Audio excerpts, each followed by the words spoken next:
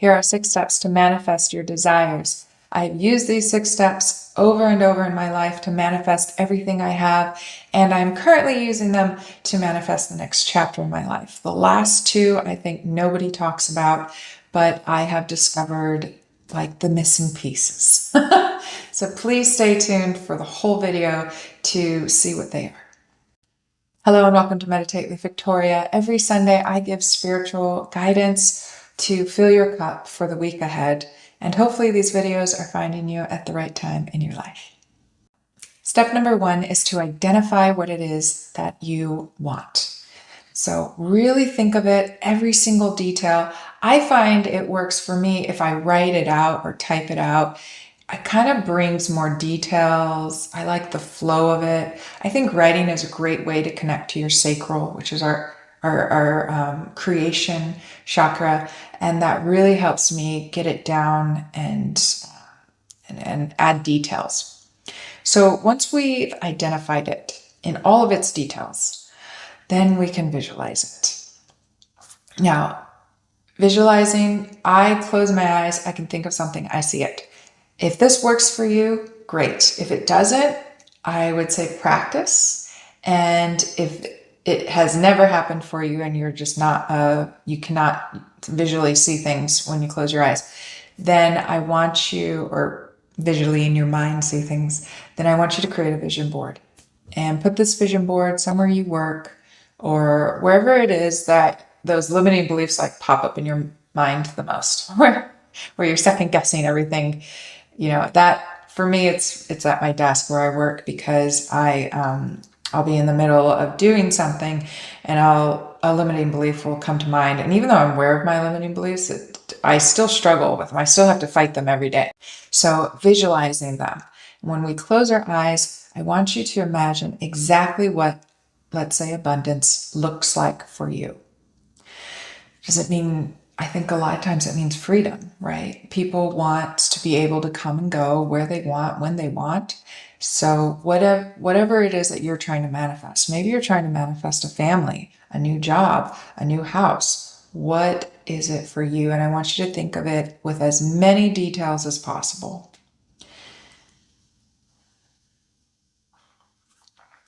Now, when we're sitting with these thoughts of everything we want to manifest, I want you to think of the feelings that are coming up for you when we're thinking of this manifestation. How does it make you feel? Peace, joy. Imagine the moment you get it, like the moment you receive a house key. Does that feel exciting? What does that feel like for you? Now really connect to that feeling, and I want you to feel it throughout your whole body. And I have a great meditation for this in my playlist meditations. You'll see it. It's for manifestations. Now when we're feeling it, and then we come back to our reality, what we have currently in the now, and we start feeling feelings of lack, or I don't have enough, I don't have enough. Then we're sending out this signal, I don't have enough. So the universe is like, yeah, you don't have enough. So I'm going to give you more of not enough. So when we are in our current reality and we're not happy with it. So we're feeling this happiness with the visualization, but we're not feeling the happiness with our current life. This is where we're sending mixed signals to the universe. So I want you to focus on things in your current reality that make you feel happy, that make you feel joy or peace, whatever it is that that you know this thing that you're going for is going to make you feel a lot of. So even if in our reality we feel lack, I want you to focus on the things that you have abundance with. So maybe that might, do you have a lot of clothes? Do you have a lot of shoes? Think of your abundance with your clothes or with your shoes. If you're trying to manifest a bigger house, think of the things that you have a lot of. Do you have a yard? Think of all the blades of grass you have in that yard. There's your abundance. Really just trying to find the little things to be grateful for, the little things to feel abundance with. Now, step number 4 is so important, and I don't think anybody really talks about this step, and that's to feel it as often as you can. And whenever you feel it, bring up the visualization that you want, the abundance that you want in a visualization. So think of joy as often as you can. Well, then you say maybe, well, I'm not happy with my life, so I'm not going to feel happiness. That's fake. I'm not asking you to fake anything. But there are things in your life that you can feel joy about.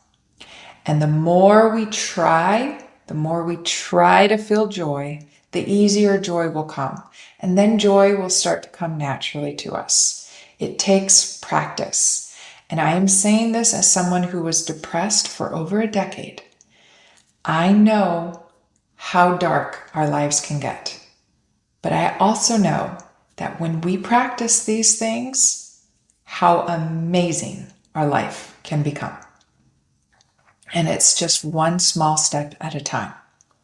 It's not going to happen overnight, and that's okay, because we have a long life ahead of us.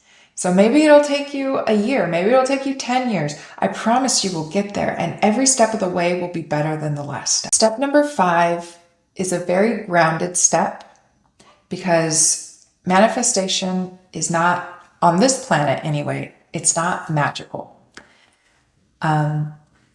Maybe there are people out there who can think of something and it just happens. But for the majority of us, we're fighting a lot of thoughts. We're having an internal battle constantly. So we're not going to have instant manifestations.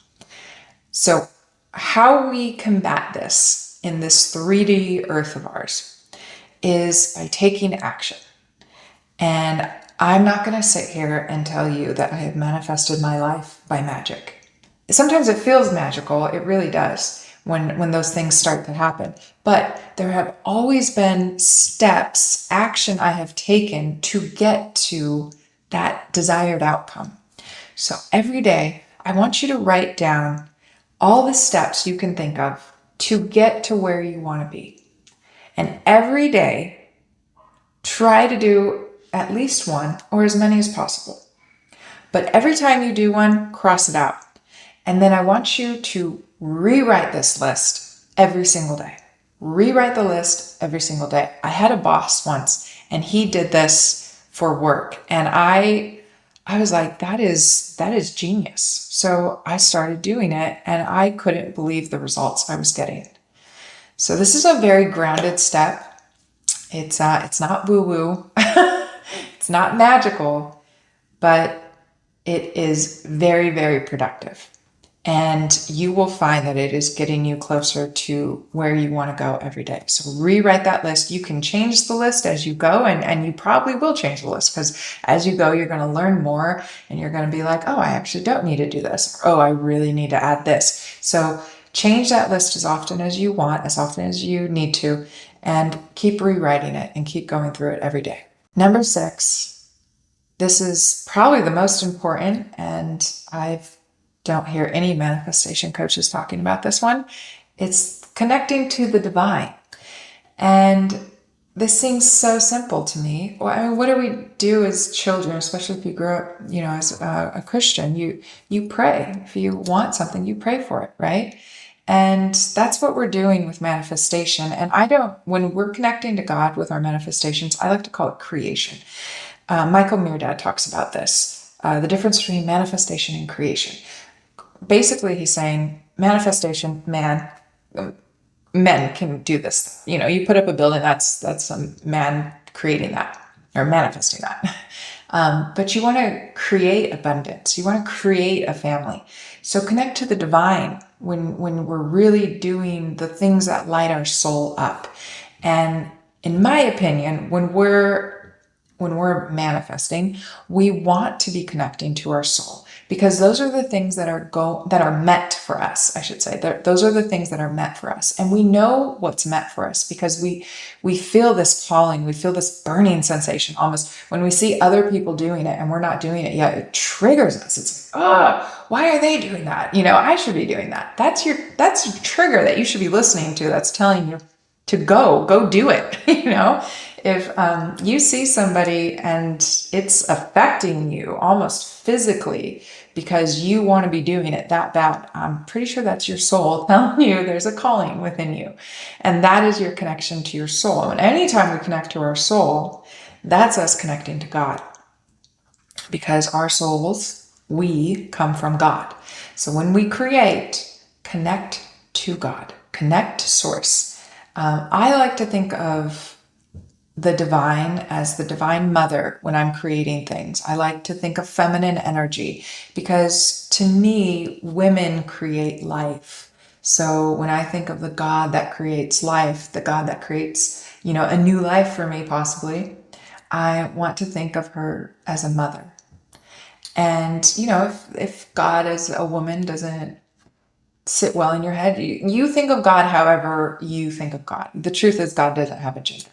But sometimes thinking of these things in a way that we can, we feel more comfortable going forward. So think of God as you want. One thing I will add, because I feel like I get very frustrated towards the end of my manifestations and when they haven't happened yet. And I've been doing all these things. I've been doing all the steps and I'm just waiting on, like other people. I'm waiting on an opportunity or something to budge, right? There's kind of this tension that happens towards the end.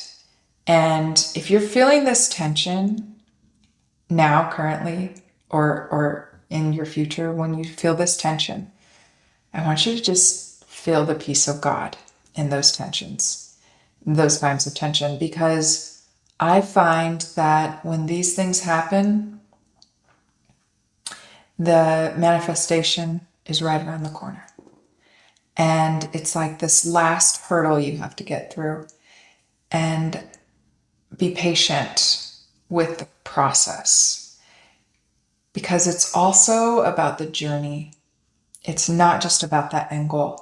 There's so much growth that happens in the journey. And again, I like grounded manifestation here because we live in a 3D world. We live on planet Earth. Things aren't going to happen instantly. So be patient with the journey and enjoy the journey. Enjoy it. There are times in my life where I will I'm just fed up. I want that goal so bad. And then I get it. I get what I wanted. And then I'm sitting here like, oh, this is great. I finally got it. And then I get bored, and then it's like, okay, well, now what? Well, now I have to find something else to manifest, I need to create something else. So because there is something in humans that constantly wants to be better, where we constantly want, I don't know about struggle, but we want a challenge. We constantly want to work towards something. So enjoy the journey while you're in the journey, because this is the majority of your life is in a journey to get to something. So I hope this helped. And please join me next week on Sunday for more spiritual guidance. Thank you for being here. Thank you for joining me. And peace be with you wherever you are.